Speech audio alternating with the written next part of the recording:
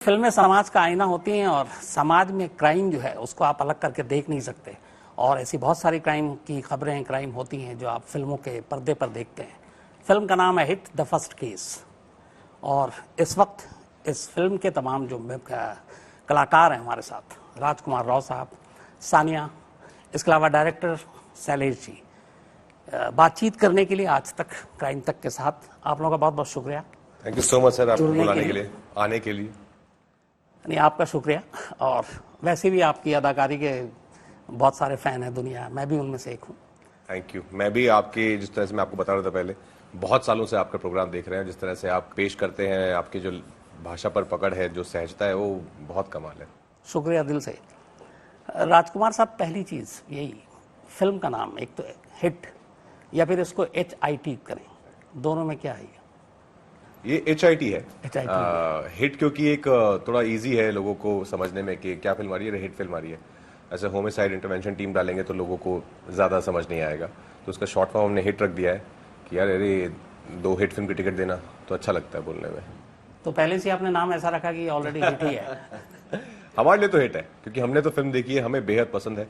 और जैसे कि अब हम बात कर रहे थे, कल हमने दिल्ली पुलिस के काफ़ी सारे ऑफिसर्स के लिए स्क्रीनिंग रखी थी रात को, और बहुत ही अच्छा रिस्पांस आया। जिस तरह से वो जेन्युइन रिएक्शन थे उनके कि ये तो एकदम आपने सच्चाई दिखाई है। ऐसे ही होता है, जो डिपार्टमेंट होता है, ऐसे ही केसेस स्टडी होते हैं। ऐसे ही बहुत सारे ऑफिसर हैं जो पर्सनल भी अपना ट्रॉमा कई बार कैरी कर रहे होते हैं। तो आई थिंक उनका फीडबैक देखकर काफ़ी और ज़्यादा लग रहा है कि हाँ, हिट ही है। हिट द फर्स्ट केस, ये पहला केस है क्या? पहला केस एक लड़की है प्रीति, जो एक हाईवे से गायब हो जाती है, और उनके जो पेरेंट्स हैं ऑफकोर्स काफ़ी वरिड हैं नेचुरली। तो कैसे फिर प्रेशर आता है कि उनको ढूंढना है, तो फिर इस डिपार्टमेंट का जो बेस्ट पुलिस ऑफिसर का जिसको दिया गया है ये, वो मुझे दिया गया है, तो मैं आता हूँ इस केस को सुलझाने। और मेरा किरदार ऐसा है विक्रम जय सिंह, जो खुद भी, उसकी अपनी पर्सनल बैटल्स भी चल रही हैं। उसका पास का एक ट्रॉमा है जो बीच बीच में कभी ट्रिगर हो जाता है, और स्पेशली जिस काम में है वो, जिस नौकरी पेशा में है, उसमें ज़्यादा हो जाता है। लेकिन वो केस में घुस जाता है, और एक बार जब वो घुस जाता है तो बहुत ही जज्बे से काम करता है, फिर उसके अलावा उसे कुछ दिखता नहीं है। और इस फिल्म में मैं और सानिया, जो नेहा का किरदार निभा रही हैं, वो फॉरेंसिक एक्सपर्ट है।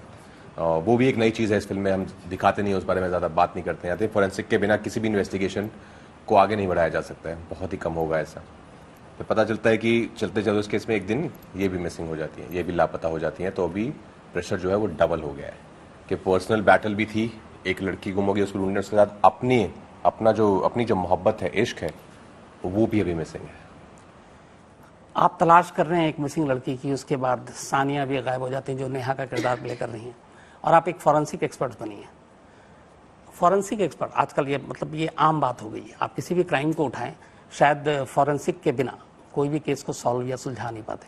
लेकिन कई बार फॉरेंसिक को जिस तरीके से फिल्मी पर्दे पर दिखाया जाता है, कॉमेडी सा भी लगता है। तो इसके लिए आपने काफ़ी रिसर्च की, आपकी टीम ने, और आपने भी फॉरेंसिक के बारे में जाना। कैसा एक्सपीरियंस रहा आपका? जैसे आपने कहा कि फिल्मों में दिखाया नहीं जाता, तो मुझे भी ऐसी कोई खास नॉलेज थी नहीं। जब स्क्रिप्ट मेरे पास आई, जो चीज़ें नेहा कर रही है उसके बारे में मैंने पढ़ा, उसके बारे में मैंने बहुत सारी रिसर्च करी। यूट्यूब पे बहुत कुछ है फोरेंसिक को लेकर, कि फिंगरप्रिंट्स कैसे लिए जाते हैं, बैलिस्टिक्स क्या होता है, बुलेट निकलती है तो कहाँ हिट करती है तो उसको कैसे नापा जाता है। ऑल ऑफ दिस मुझे मतलब शौक भी है अपना होमवर्क करने का। जब भी मैं कैरेक्टर के लिए प्रेप कर रही होती तो मुझे बहुत मज़ा आया कुछ नया पढ़ने में। ऊपर से Shailesh was always there to help me, मेरे कैरेक्टर के बारे में और ये जो भी है टर्म्स के बारे में इन्होंने मुझे बहुत हेल्प करा। डायरेक्टर शैलेश हमारे साथ हैं। आपने जब ये फिल्म बनाई, इससे पहले ये तेलुगु में भी फिल्म बनी थी और बॉक्स ऑफिस पर भी इसने अच्छा कमाल किया था। ऐसी फिल्म बनाने में जिसमें एक पुलिस का पूरा किरदार, इन्वेस्टिगेशन, फॉरेंसिक, और आजकल जो एक ट्रेंड है OTT या आप कहीं भी देखें, 90% शायद जो फिल्में बन रही हैं वो क्राइम बेस्ड बन रही हैं। तो अगर 90% फिल्में क्राइम बेस्ड ही हैं तो उसमें एक अलग बनाना कितना चैलेंजिंग होता है? इट इज़ चैलेंजिंग सर, क्योंकि हर एक फिल्म में जितना रिसर्च हमने किया है उतना अनफॉर्चुनेटली नहीं दिखता है। वो मेरा ऑब्जर्वेशन है कि जब अच्छे से रिसर्च करके एक डिपार्टमेंट को वेरी रियलिस्टिकली जब प्रोजेक्ट करते हैं, फिल्म भी बहुत अलग से निकल के आता है अपने आप। उसमें कुछ फ्रेशनेस होता है। वो जब मैं फर्स्ट ओरिजिनल बनाया उसमें भी मैं वही ऑब्जर्व किया कि जब हम डिटेलिंग पे जाते हैं, तो अपने आप मूवी अलग लगता है, मूवी बहुत फ्रेश लगता है। तो आई फील वो एक यूएसपी है HIT मूवी का कि हर एक चीज़ के बिहाइंड एक लॉजिक है। फ्रेम पे कुछ इक्विपमेंट नहीं दिख रहा है तो वी मेड श्योर दैट वो इक्विपमेंट सही में वैसा ही दिखेगा, लाइक वी रेप्लिकेटेड इट। सो इतना रिसर्च गया है तो मुझे लगता है कि बहुत फ्रेश लगेगा लोगों को। जिस तरह की ये फिल्म है राजकुमार, उस तरीके से बहुत सारे कि आपने केस ये सुलझाए मिसिंग एक लड़की की अपनी लाइफ में भी, और आप जहाँ से बिलोंग करते हैं, आप गुड़गांव उस जमाने का, आज का गुरुग्राम, वहाँ पैदा हुए, दिल्ली यूनिवर्सिटी से आपने पढ़ाई की, तो ये पूरा जो एरिया है क्राइम केसेस आम बात है एक आम लड़के के लिए, नौजवान के लिए जब वो बड़ा होता है तो बहुत सारी चीज़ें, बहुत सारे क्राइम से आपका भी वास्ता तो पड़ा होगा, या ऐसी खबरों या ऐसे लोगों के बीच से तो कोई ऐसी क्राइम से जुड़ी हुई कोई आपकी ऐसा फर्स्ट हैंड नहीं पड़ा है, पर हाँ आसपास बहुत ही खबरें सुनने को मिलती थी कि उस गांव में ये हुआ है और आज एक डेड बॉडी मिली है सदर बाज़ार में। मुझे याद है बहुत छोटा था मैं एक बार, और ऐसा एक डेड बॉडी हमारे सदर बाज़ार करके एरिया है गुड़गांव में, और वहाँ पे सब बात फैल जाती ना आग की तरह कि सुबह सुबह एक डेड बॉडी थी। और मैं बहुत आई थिंक कितना 12-13 साल का रहूँगा, तो क्यूरियोसिटी थी कि क्या हुआ है, कुछ हुआ है, क्राइम हुआ है। तो हम भी बच्चों के ऐसे पहुँच गए थे 3 जब हम भाई सब सारे देखने, तो वो सीन जो है वो विजुअल मेरे दिमाग में है आज तक भी, क्योंकि बहुत डिस्टर्बिंग होता है। तो आई थिंक तो अभी जब बातें समझ आई हैं तो लगता है कि बहुत ही चैलेंजिंग है ये काम। हमारे जो पुलिस ऑफिसर्स जो काम कर रहे हैं, जितने भी क्राइम सुलझा रहे हैं हमारे ऑफिसर्स, क्योंकि दिन रात इसी के बीच में रहना, इन चीज़ों को समझना, इनके साथ अपनी नौकरी पेशा में दिन बात करना 24 घंटे आसान नहीं है। आई थिंक वो इसलिए इस फिल्म में एक बहुत अच्छी बात जो है कि हम मेंटल इलनेस की भी बात कर रहे हैं कि मेंटल हेल्थ कितनी इंपॉर्टेंट है।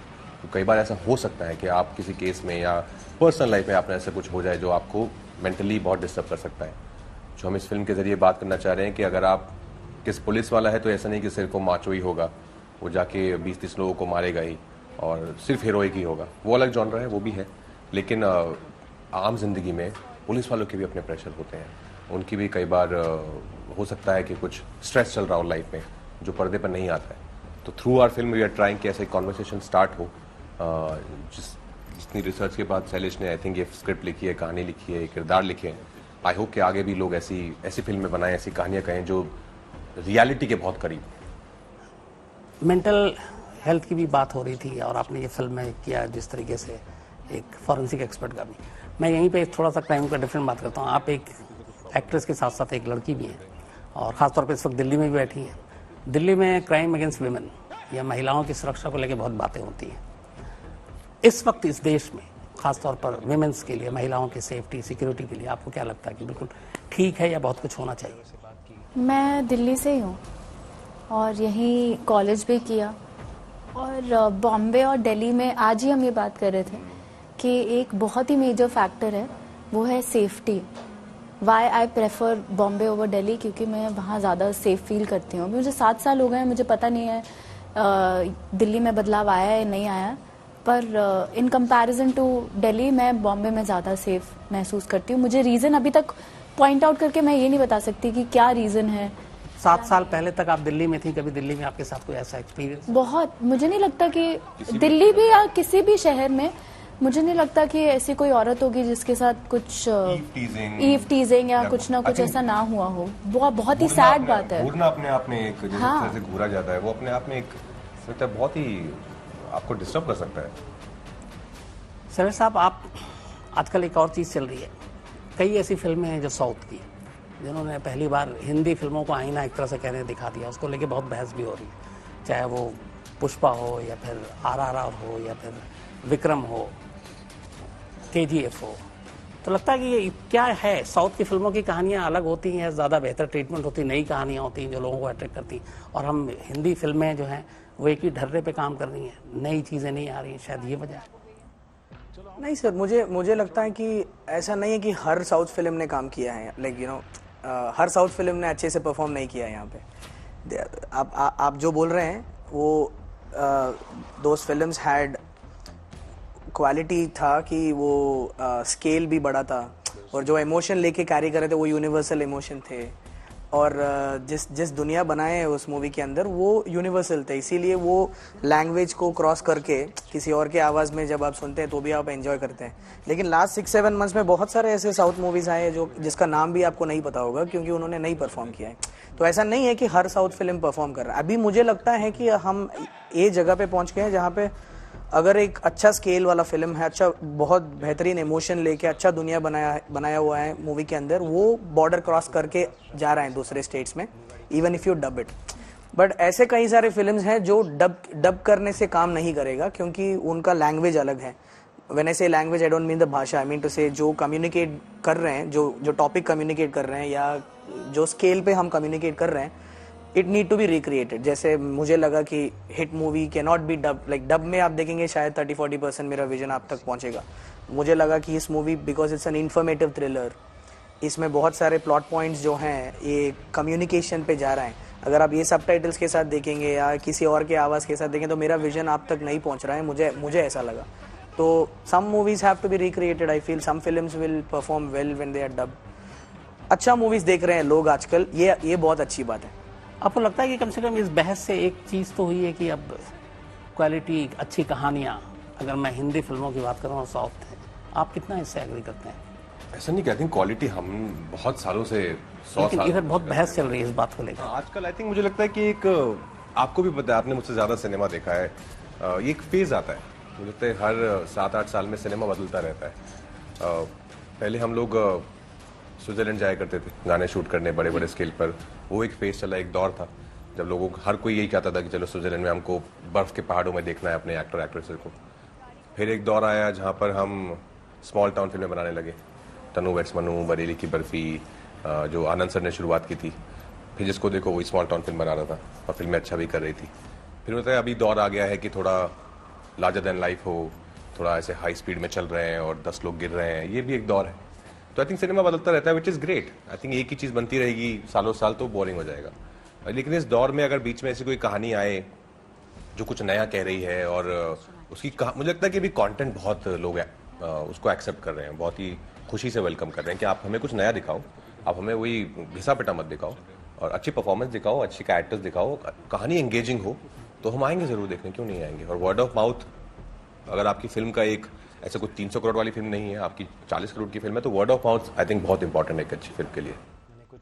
आपको कभी अब ऐसा नहीं लगता कि आपने जो बात की स्विट्जरलैंड की बर्फ़ की वादियों की, हीरो हीरोइन वहाँ नाच रहे हैं, गा रहे हैं, आपको भी कभी ऐसा मौका यही सब मिलता है? मैं रियल लाइफ में कर लेता हूँ, मैं रियल लाइफ में चला जाता हूँ, स्विट्जरलैंड, इटली, जहाँ जाना होता है, मैं और पत्र लिखा वहाँ मिलके अपना कर लेते हैं वो सब शौक पूरे। यहाँ पे एक सवाल ये मेरा अपना पर्सनल है, वो ये है कि चूँकि आप रहते यहीं हैं सब कुछ, चाहे वो मुंबई हो, दिल्ली हो, गुड़गांव हो, बाकी पूरा देश घूमते हैं, कोई ऐसा क्राइम जो इंडिया में हुआ जो आज भी आपको याद है और लगता है कि ये क्या हुआ था, कोई बड़ा? 2-3 हैं सर, जिनको देख के मैं, सुन के मैं बहुत हिल गया था। एक तो मैं नाम आप याद दिलाइए उस केस का नाम, जहाँ पे पूरे परिवार ने खुदकुशी कर ली थी, फिर डॉक्यूमेंट्री भी बनाई है, अभी लेना है। अच्छा, ये बुराड़ी में जो हुआ, बुराड़ी जो 11 लोग, बुराड़ी केस जो हुआ था, वो बहुत ही खौफनाक था, बहुत अंधविश्वास के डिस्टर्बिंग, नाम पर। अंधविश्वास के नाम पे बहुत डिस्टर्बिंग। तंदूर कांड जब हुआ था तब आप? तंदूर कांड तो मैं बहुत छोटा था, लेकिन वो भी याद है मुझे, तो यहीं जहाँ हम इंटरव्यू चल बिल्कुल रहा यहाँ है से पीछे एकदम हमारे, थोड़ी दूरी पर ही। क्या था ये? वो एक पॉलिटिशियन ने अपनी वाइफ को मारने के बाद तंदूर में डाल दिया था, फिर बटर डाला था। इंडिया की पहली झकझोरने वाली स्टोरी। इसके अलावा आरुषि भी, आप? आरुषि ऑफ कोर्स पूरे देश को हिला के रख दिया था। फिर नोएडा का जो कांड था, जो निठारी, बहुत सारे केसेस हैं ऐसे। तो ये सारी चीजें असर डालती हैं आपको? हाँ ऑफ कोर्स, क्योंकि मुझे लगता है आर्टिस्ट जो होते हैं, वैसे भी आई एम श्योर और लोग भी, पर आर्टिस्ट थोड़े ज़्यादा ही सेंसिटिव होते हैं। तो मैं जब भी कोई डिस्टर्बिंग चीज़ देखता हूँ या सुनता हूँ, पढ़ता हूँ उसके बारे में, तो मेरे तो कुछ दिन बहुत ही खराब जाते हैं कि ऐसे कैसे कोई, ये बिल्कुल भी ह्यूमन नहीं है जो हो रहा है, ये मानवीय तो हो ही नहीं सकता है। किसी कोई अपनी सही दिमाग में सोच समझ के साथ ही कैसे कर सकता है। पुलिस के बारे में आपका परसेप्शन इस फिल्म को करने के बाद, और चूंकि सारी चीज़ें आप लोगों ने दिखाई, जैसे अभी थोड़ी देर पहले इन्होंने भी कहा था कि पुलिस भी एक इंसान ही होता है। आपने पहले सुना होगा पुलिस के बारे में, आम लोगों की ये शिकायत है, पुलिस ये तो रिश्वतखोर, ये करप्ट है। हाँ, आपका परसेप्शन कुछ चेंज हुआ है पुलिस के बारे में? ज़रूर, ये फिल्म करके भी, और मैंने भी एक फिल्म करी जिसमें मैं एक पुलिस वाली बनी हूँ, तो मैं उसके प्रेप के दौरान बहुत सारे लोगों से मिली, तो बहुत ही देख के बड़े उनसे बहुत पर्सनल लेवल पे मुलाकात हुई, तो बहुत ही स्पेशल लगा कि एक को मैंने फ़ोन किया तो वो कह रहे थे कि मैं अभी अपने बच्चे को खाना खिलाने आई हूँ, मैं थोड़ी देर में आऊँगी थाने। तो आप भूल जाते हो वो वर्दी के पीछे एक नॉर्मल इंसान है जिनका घर भी चल रहा है। और यही चीज़ ना हमारी फिल्म में बहुत ही सुंदर तरीके से कवर करी है कि जो वल्नरेबल साइड होता है ना पुलिस का, वो शायद हम फिल्मों में दिखाते नहीं हैं। हम फिल्मों में दिखाते हैं उन्हें कि अपना वो चश्मा पीछे घुमा के पहन लेते हैं और फिर एक लात मारते हैं तो 4 और गिर जाते हैं, तो वैसा हमने देखा है फिल्मों में। तो वही परसेप्शन है एज एन ऑडियंस, और बाहर मेरी भी थी ये परसेप्शन की, बड़ा मतलब था कि मतलब उनका मतलब दिल नहीं होता, हाँ दिल नहीं होता उनके पास वैसा पुलिस वालों के पास। पर ये फिल्म में काम करके और बाकी उनसे पर्सनली उनसे मुलाकात करके भी लगा कि वो भी इंसान है और उनके भी नॉर्मल प्रॉब्लम है, जैसे बच्चे को खाना खिलाना, उसके बाद वापस आना और किसी का क्राइम सॉल्व करना। और बहुत ही मतलब ब्यूटीफुली वो लोग काम ये चीज़ सॉल्व करते हैं। तो वो मैं जिनसे बात करी थी वो तो बता रहे थे कि उनका हाफ ऑफ द काम उनका काउंसलिंग करना है लोगों को, कि उनका ये नहीं है कि किसी को डाल दें, वो बैठ के काउंसिल भी करते हैं लोगों को। तो मतलब it's such a important job. तो मुझे लगता है कि it's a very important thing as artist, अगर हम उन्हें अच्छे से पोर्ट्रे करें on screen with better stories. Sailesh साहब, फर्स्ट केस तो हमने देख लिया, मैंने सुना आपने सेकंड केस भी बनाया तेलुगु में, तो इधर भी हम लोग उम्मीद करें कि ये हिट द सेकंड केस। या तेलुगु में मैंने ऑलरेडी बना दिया सेकंड केस, अभी 1-2 महीने का काम बाकी है, वो भी रिलीज होगा बहुत जल्द। हाँ, यहाँ पर भी सेकंड केस बनाने का ही विजन है। लेकिन वही रोड मैप अलग रखना चाहता हूँ मैं कि तेलुगु में जो फ्रेंचाइजी बन रहा है उसमें अलग अलग ऑफिसर्स इंट्रोड्यूस होंगे, लेकिन हिंदी में ऐसा बनाना चाहता हूँ जहाँ पर राजकुमार भाई और सानिया के साथ ही ट्रैवल करना चाहता हूँ, because character based franchise develop करना चाहता हूँ इसमें।